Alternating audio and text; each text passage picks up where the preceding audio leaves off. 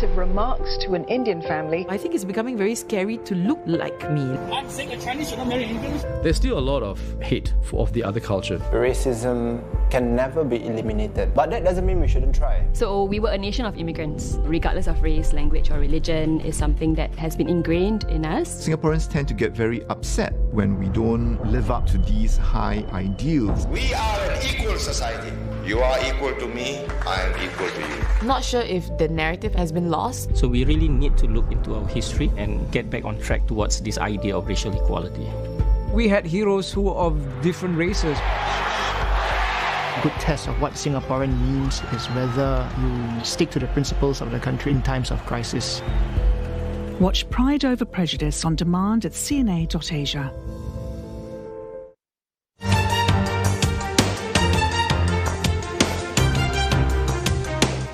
There are more than 6,500 Afghan refugees in Indonesia awaiting resettlement in Western countries. Now, one such asylum seeker is Mina Asadi, Afghan karate champion who has been in Indonesia for 6 years. Chandni Vatwani with the story. Excited students line the hallway of a rundown building in Bogor, West Java, as they make their way to their most anticipated activity of the week, karate class. The Cisarua Refugee Shotokan Karate Club holds lessons 3 times a week for up to 40 refugee students. Started by Afghan karate champion Mina Asadi in 2016, about 1 month after she arrived in Jakarta, 28-year-old Mina wanted to help other refugees improve and showcase their skills. Her own interest in karate was born out of a desire to empower herself. At first, when I saw the boys who could do sports without any obstacles, this made me wonder why I could not do sports freely. Why should being a girl hinder me from sports or other activities? So this motivated me to break down the gender barriers and do sports professionally. Mina learned karate in Pakistan as a refugee when she was 13 years old. She had also been the only female athlete representing Afghanistan at the 2012 South Asian Karate Championship. Recently, she won a gold medal in the Karate Open Walikota Bogor Cup. Mina's going to teach me the ABCs of karate, starting with how to balance and stand on my dachis, which are my legs. Here we go. Like this, yeah? Now. Am I doing this right, yeah. Mina? It's not right. Now I'm pushing you like this, a little bit. If you do like this, yeah, then like this. You should sit now. Now like this. You are now perfect, yeah? It's not as easy as it looks. Setting up the dojo and keeping it running hasn't been easy for Mina, with rent and supplies funded by sponsors. With students ranging from the ages of 7 to 37, class at the dojo runs for 2 hours, and it is both intense and intensive. But for the students, like Mina's daughter, 7-year-old Sataesh Jawadi, practicing karate energized them physically and mentally. At home, I wash my body and I go to sleep. I'm exhausted. When I come to club, I'm happy and strong. For other students like 12-year-old Shahram Haidari, karate started as a way to escape boredom and is a source of hope. My dream is to be like my sensei, and then when I get in the third country, I'm still going to continue. A lot of people tell me that if I get the black belt, I should finish, but I'll just ignore them. And when I come to a third country, and then I'll just keep on doing what sensei is doing. In an ideal world, Mina and her students long to go home. But for now, they hope that each day that passes brings them closer to resettlement. For the future, I don't have any hope for my country, but only hope is that the document should be, as soon it will be finished. In 20 years, our country is in a civil war, and I don't know in the future what will be happening in my country. While refugees can register with the United Nations High Commissioner for Refugees, they have no legal status. They get registered, they get documentation, who they are, they can rent a place, but they do not have right to work.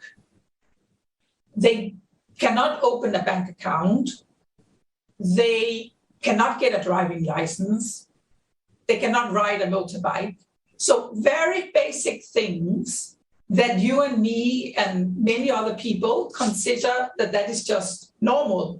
The UNHCR says it is promoting and advocating for all refugees to have access to basic rights wherever they are. Chandni Vatwani, CNA, Bogor in West Java. Veteran British band The Rolling Stones have dropped a previously unreleased song. Now, the song is one of 9 rarities that will appear on their 40th anniversary album that's due later this month. It was recorded over 40 years ago, but a previously unreleased Rolling Stones song made its public debut just this week. The track, entitled Troubles A Comin', was recorded by the veteran British band in Paris 42 years ago. It will feature on the remastered 40th anniversary edition of the hit 1981 album Tattoo You, along with 9 new songs. The Rolling Stones kicked off their 13-date No Filter tour in late September, which was delayed due to the coronavirus pandemic. Bandmates will hit the road 1 month after the death of founding member and drummer Charlie Watts at 80 years old. The multi-format Tattoo You anniversary editions are due to be released on October 22nd. And a 2-part version of Banksy's famed Girl with Balloon painting is up for grabs for the first time ever. It'll go under the hammer at Christie's London later this month. And it's expected to fetch up to £3.5 million, or $4.7 million. Now, it's one of 25 created by the British street artist in the year 2005. It features a young girl in one painting and her heart-shaped balloon in another. Well, the work has been in the hands of a private collector since 2013, and it's the first of its kind to go on sale at Christie's. Banksy, whose real identity is unknown, is famous for sharply ironic outdoor graffiti with political themes. Once a small-time graffiti artist from Bristol, his artwork has now become hugely popular and valuable. And that's Asia Now for this hour. Don't forget, headlines anytime at cna.asia. Plus, we're also on Facebook, YouTube, and Twitter. Thank you so much for your company.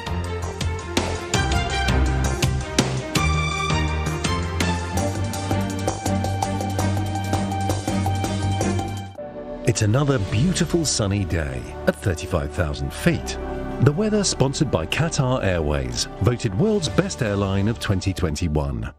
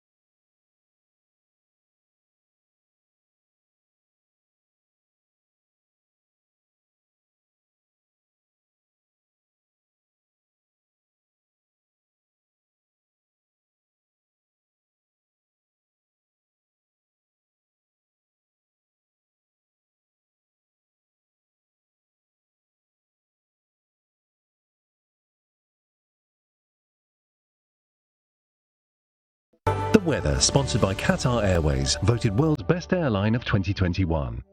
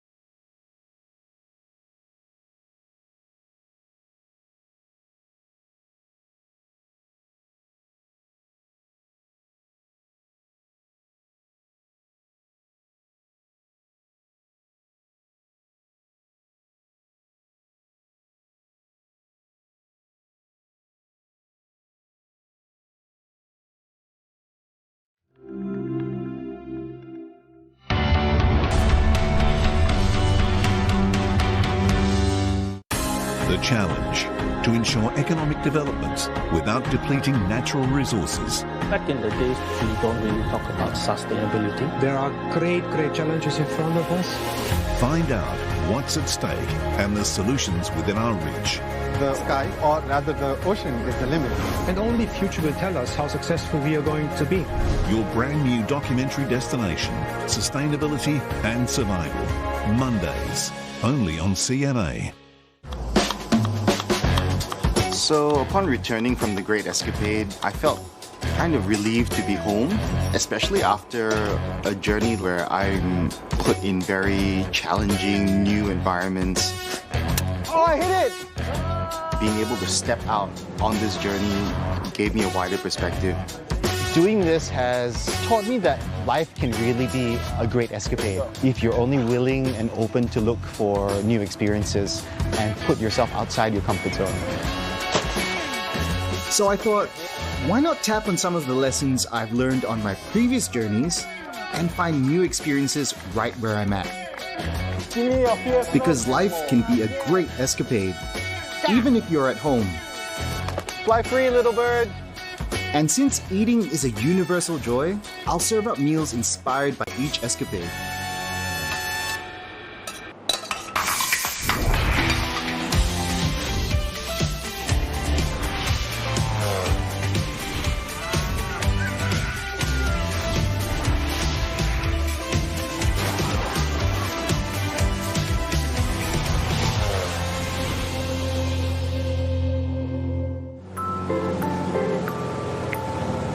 The best adventures seem to take place in nature.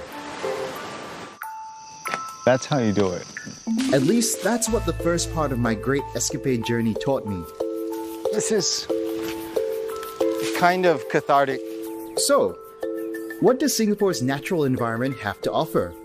Hi everyone, welcome to the conversation that we're having online. My name's Alexius. Simply put, I'm kind of like an urban farmer / nature educator. So I try to help and teach people how to grow edible food for themselves. I'm a full-time beekeeper. I use bees to provide training for schools and for organizations like Service Excellence.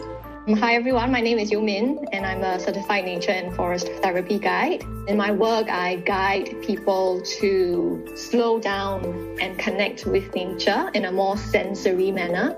Hi guys, I'm the chef and owner of a restaurant called Summer Hill over in Sunset Way. I think in terms of my relationship with nature, it's very much based on what's edible to me. Yeah, I relate to nature in that way, but also how we work with nature. I think my main interaction with nature is through my work. So it makes it very important that the way I work is sustainable, it's renewable, that it doesn't go against nature. Yeah, I'm excited actually to meet all of you guys in person and encounter nature with you in your own unique perspective. So this has been very enlightening for me, also given me a lot to look forward to. See you outside in nature. Yeah, bye-bye. See you. See you guys. Bye. Bye. I'm embarking on my foray into nature with something a little unconventional: forest bathing. So when I first heard I was going forest bathing, the name throws you off. I thought we were going to go look for a waterfall and bathe under natural clean spring water or something. So forest bathing started in Japan. It's called Shinin-yoku in the Japanese language, and it's a literal translation where Shinin means forest and yoku means to take a bath, so forest bathing. But it really has nothing to do with like water. It's a very common misconception. I like to use an analogy of like sunbathing. Yeah, so we are just like absorbing the sun in sunbathing, but in forest bathing, you are absorbing the forest atmosphere. When you're going forest bathing, is it just simply walking through the forest? Is it just like a hike? It's very different from a hike. Forest bathing is all about being present, whereas a hike is about getting there. Forest bathing is very much just about being here in this moment, connecting to that space. It's going to be a very sensory approach to know nature instead. Things like sight, smell, taste, touch. It feels very strange to stand still in a random spot on a path and not do anything. plants, trees especially, emit these special compounds. We call them phytoncides. And their function really is to act as a natural form of defense for the plants against invading bacteria and viruses. And so during forest bathing, what we are doing as we move through the forest or move through that nature space, we are using our largest organ, which is our skin, as well as our nose. As we breathe, we're absorbing these phytoncides. And it's very interesting that research has shown that these phytoncides bring about some benefits physiologically for our health. So things like lowering our stress hormones, cortisol, things like improving the quantity and the effectiveness of our anti-cancer cells. Most people feel very relaxed at the end of the session or the journey. Some people find some kind of peace and calmness that they have been seeking for. Some find solutions to some problems. But generally, I always encourage people to not demand or expect like something. And that's when that journey can truly unfold and gift to you what is required. That's the essence of forest bathing.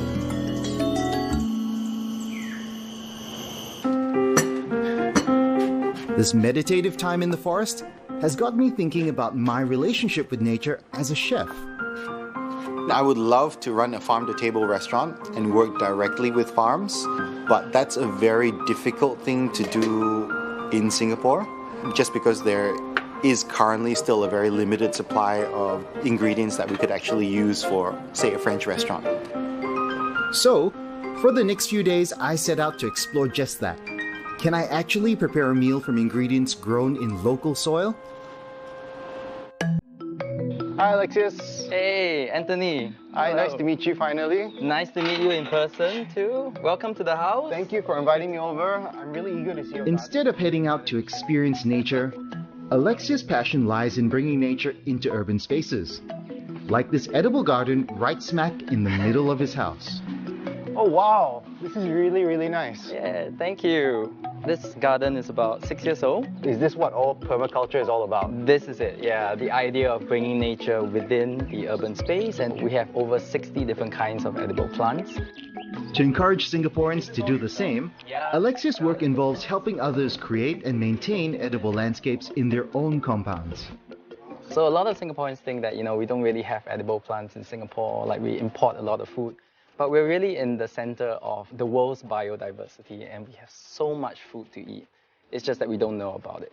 This might be something, when you taste it, you'll definitely kind of enjoy.